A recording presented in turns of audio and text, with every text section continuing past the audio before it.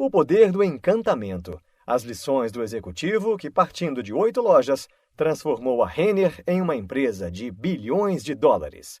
José Galló. Este livro mostra as lições aprendidas ao longo da carreira do executivo que abriu o caminho da Renner para se tornar uma das primeiras corporações do Brasil, isto é, uma empresa não controlada por um único dono ou família, mas por executivos profissionais escolhidos por um conselho de administração. A governança e gestão eficaz de uma empresa corporativa devem estar baseadas em valores como coerência, perseverança, transparência e foco. A experiência de José Galló, como executivo que liderou a Renner nesse processo, é cheia de tesouros valiosos para aqueles que desejam aprimorar sua capacidade de gestão e se destacar no mundo empresarial. Escolhas e destinos. José Galló nasceu em Galópolis, importante cidade do polo metal-mecânico da Serra Gaúcha, em 1951. Seu avô, Hércules Galló, era um italiano que trabalhou no lanifício do pai e já tinha intimidade com a área têxtil. O pai de José, Pinot, nasceu no Brasil em 1910 e seguiu o mesmo ofício de Hércules. Vindo para o Brasil, o avô de José se dedicou à comercialização de tecidos e mais tarde passaria a fabricá-los. Hércules Galló foi um empreendedor nato e foi dele a iniciativa de construir uma vila de casas para que profissionais da Europa pudessem alugar e prestar serviços no lanifício. Desde pequeno, a mãe de Galló o incentivou a dar continuidade ao empreendimento de seus antepassados. Essa visão de mundo foi sendo semeada em sua mente, impulsionando Galló a conquistar novas coisas. Sua mãe dizia: "Você tem que ousar, você tem que fazer acontecer." A escolha da profissão. Ainda na época do vestibular, Galló achou que deveria se dedicar à engenharia, pois gostava de matemática e física, mas no meio de tudo isso surgiu a paixão por química. Buscando estudar engenharia química, após conversar com seu professor, decidiu fazer engenharia na Escola Politécnica da USP, considerada na época a melhor escola de engenharia química do Brasil. Em meio aos cursinhos para entrar na USP, Galló começou a ler sobre marketing e achou o assunto muito interessante. Em seguida, caiu-lhe nas mãos um anúncio de um cursinho de marketing no Senac, ministrado por um professor da Fundação Getúlio Vargas, chamado Miranda Guerreiro. Já na primeira noite de curso, Galló ficou maravilhado e afirmou: "É isso que eu gosto." Ouça relatos do próprio Galló. Então aconteceu um daqueles momentos marcantes da vida, um episódio do tipo que a gente nunca esquece. Na segunda noite eu estava sentado bem no meio do auditório, entre cerca de 200 pessoas, e o professor lá em cima, no palco, quando de repente parece que eu entrei em transe. Saí do ar. Eu devo ter ficado uns 3 ou 4 minutos sem saber onde estava. Quando voltei a mim, a camisa branca estava completamente empapada de suor, em razão da angústia da decisão. E então eu disse para mim mesmo: eu vou fazer administração de empresas e me especializar em marketing. Liguei para casa e comuniquei aos meus pais: esqueçam a UFRGS, esqueçam a Poli, eu vou fazer administração de empresas. Galló foi aprovado no 15º lugar na Escola de Administração de Empresas da FGV.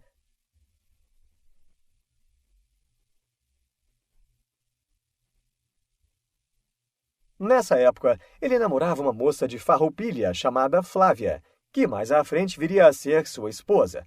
Nessa época, eles trocavam cartas e no final de semana ele viajava para encontrar sua namorada. Durante seus estudos na FGV, os estágios faziam parte de seu currículo naquela instituição e não poderiam ser feitos em qualquer empresa. Sua primeira experiência foi na Copersucar, que produzia o açúcar União. A FGV foi muito interessante pelo convívio que Galló tinha com as pessoas de alto nível. Seus amigos eram filhos de banqueiros, filhos de donos de grandes construtoras, diretores, fazendeiros. Eram pessoas com as quais havia troca interessante de conhecimento e experiência, e que, apesar da classe social mais alta, eram acessíveis. Em todo o tempo que esteve estudando em São Paulo, Galló aproveitou as oportunidades que lhe eram propostas. O desafio da Incosul. Ao longo de minha trajetória pessoal e profissional, os aprendizados se sucederam. Um dos mais importantes foi o de que, em momentos de crise aguda, é fundamental manter, de um lado, a serenidade e, de outro, a convicção sobre o que precisa ser feito e fazê-lo. De outra parte, quando nos deparamos com situações em que é preciso fazer escolhas, mas percebemos que não estamos circunstancialmente com equilíbrio emocional, o mais indicado a fazer é não decidir.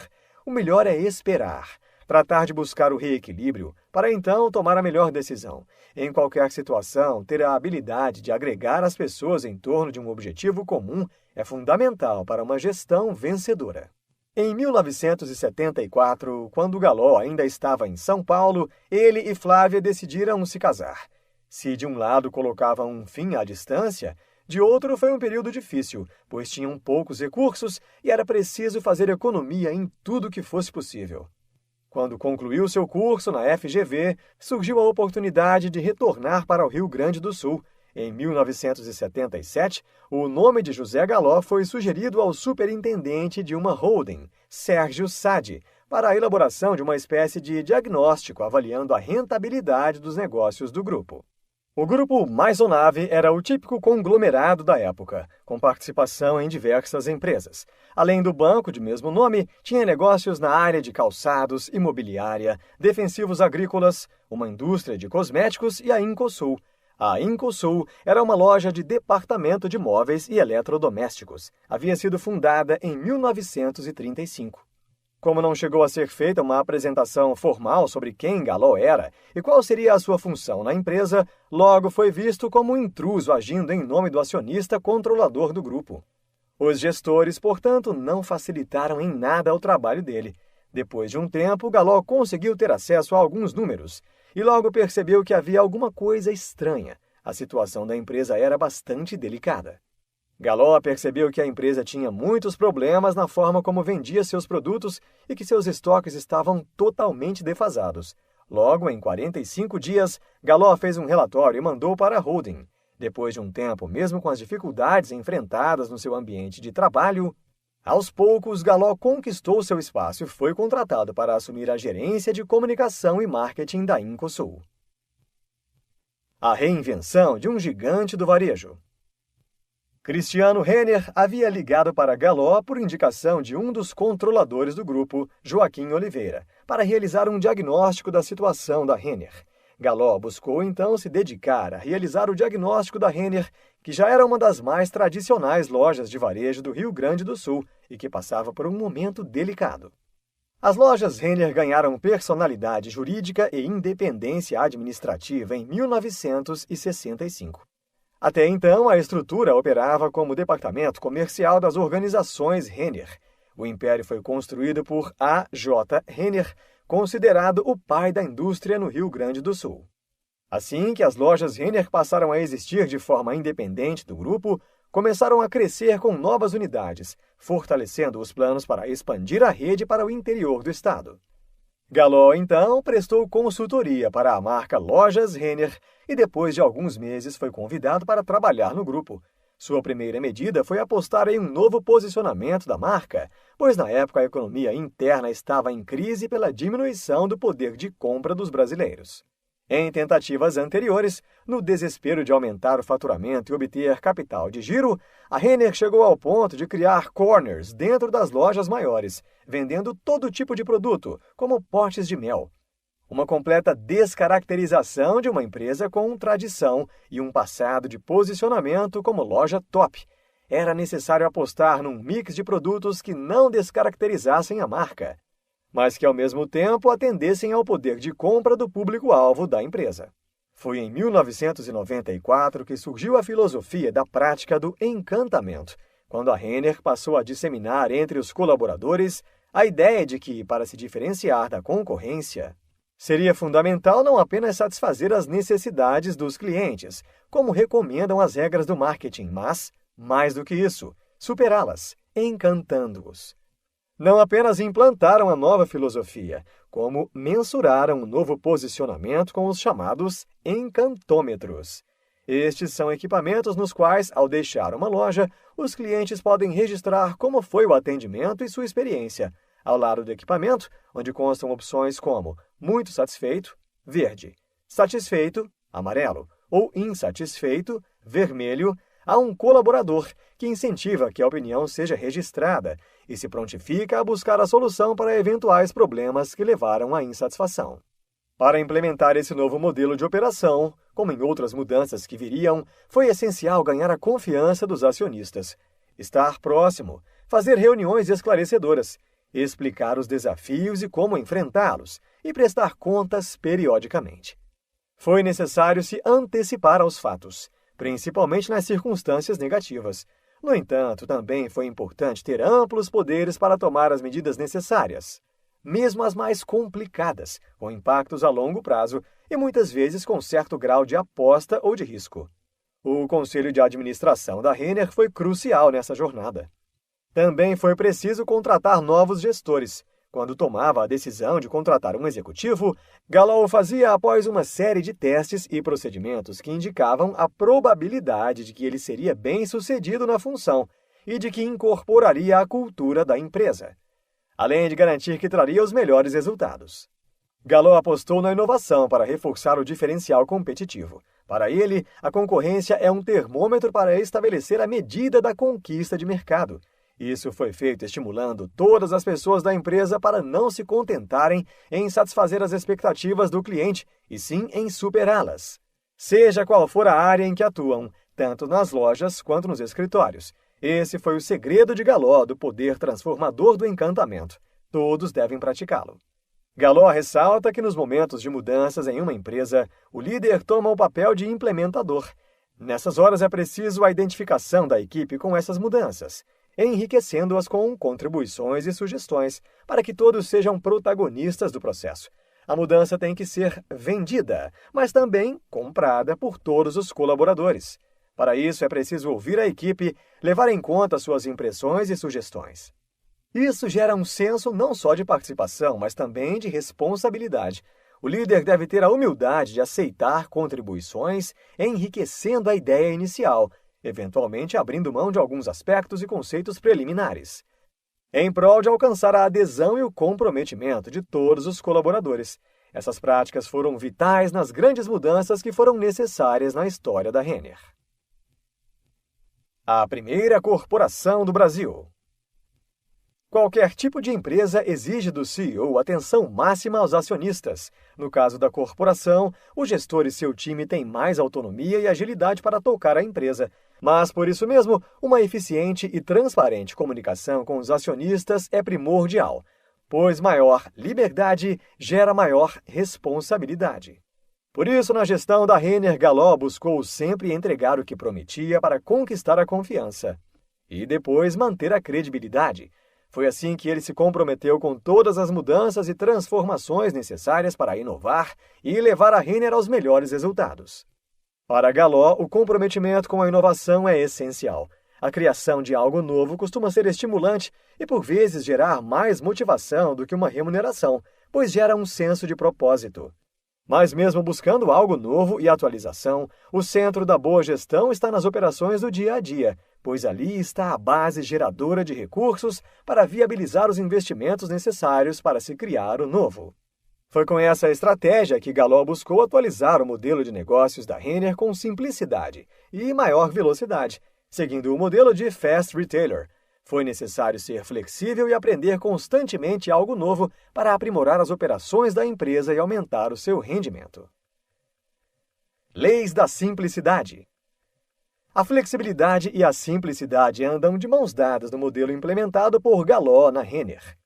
Isso foi incorporado de tal forma à cultura da empresa que ser simples se tornou ser Renner. Foi a partir disso que Gallo formou o que chama de Leis da Simplicidade. É necessário ser mais simples porque a complexidade torna a empresa lenta e ineficiente. A primeira lei é: confie mais, controle menos. Existem dois tipos de controle: o controle necessário para gerenciar, e esse é importante, e os controles da desconfiança, implantados por falta de confiança nas pessoas. É preciso eliminar controles desnecessários vindos da desconfiança e manter apenas aqueles que realmente são necessários para gerir o negócio. A segunda lei é: antes de fazer, pergunte. Para quê? Isso sugere que, antes de fazer qualquer coisa, é preciso refletir se ela é realmente necessária. Processos, projetos e burocracias desnecessárias apenas atrapalham e geram custos. A terceira lei é simplificação brutal com foco no negócio e no cliente. O centro de um negócio é satisfazer os seus clientes. A simplificação deve estar sempre focada nos benefícios para eles. A quarta lei é elimine melindres, inimigos da simplicidade. A maior parte dos processos burocráticos e desnecessários são gerados por melindres como a falta de confiança e um ambiente tóxico na equipe, o que gera desmotivação e desvia o foco dos resultados. A quinta e última lei é remova sempre tudo que o cliente não quer pagar. A satisfação do cliente não está apenas em um ótimo serviço e produto, mas em não gerar custos desnecessários que ele não quer pagar. A jornada continua. Galois ressalta que seu trabalho na Renner ainda não acabou. O mercado está sempre em meio a mudanças que exigem adaptação e trabalho duro. Para ele, as empresas estão diante de um novo ciclo, no qual precisam se adaptar para atender à demanda de um consumidor cada vez mais consciente. Para continuar encantando, é preciso ter coragem de trazer sustentabilidade para o coração dos negócios, de forma que ela esteja presente nos produtos.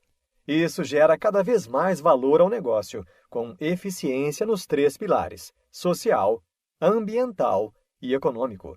As empresas estão inseridas em um mercado criativo que pode influenciar consumidores e toda uma economia que busca soluções mais inteligentes, que impactem positivamente a sociedade. Há muitas ideias e tecnologias que podem melhorar as empresas. Galois vê uma oportunidade de renovação e aumentar a energia e a vontade de fazer coisas novas. Em meio a todas as novas rupturas e novos desafios, uma coisa é imutável: o encantamento do consumidor, a importância do cliente, do mercado. Se no passado se dizia o consumidor está no centro de tudo, ele é a razão da existência da empresa, na era digital é essencial conhecer e maximizar a experiência do consumidor. As novas palavras, novas ideias, novas tecnologias são bem-vindas, mas o futuro continua no encantamento do consumidor. Insights. Lute pelos seus sonhos e acredite em suas intuições. Sua aptidão e gostos podem ser inclinados positivamente para o que você menos imagina. Em momentos de crise aguda, é fundamental manter de um lado a serenidade e de outro a convicção sobre o que precisa ser feito e fazê-lo.